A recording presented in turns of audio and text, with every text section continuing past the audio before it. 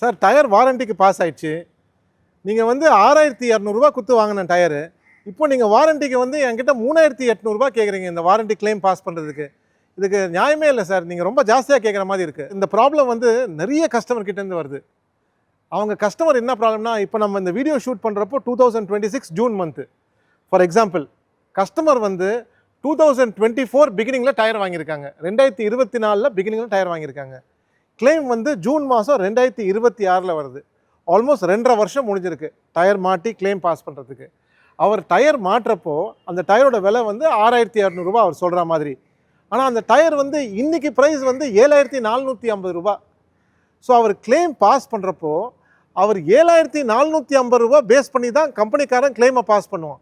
அவன் 6200 பேஸ் பண்ணி டயரை கிளைமை பாஸ் பண்ண மாட்டான். கஸ்டமருக்கு வந்து அதை புரிய வைக்கிறதுக்கு கொஞ்சம் கஷ்டமாக இருக்குது. அதுதான் இந்த வீடியோ நான் போடுறேன். ஏன்னா கஸ்டமருக்கு வந்து நாங்கள் வந்து உங்கள் காசு நம்ம எடுக்கவே மாட்டோம் சார். இது ஆட்டோமேட்டிக்காக கம்பெனிக்காரன் பண்ணி கொடுக்குற வேலை தான். நாங்கள் வந்து உங்களுக்கு ஒரு பெனிஃபிட் பண்ணுறதுக்கோசரம் இந்த வேலை பண்ணுறோம். உங்களுக்கு எங்களுக்கு இதில் வந்து எந்த பெனிஃபிட் இல்லை.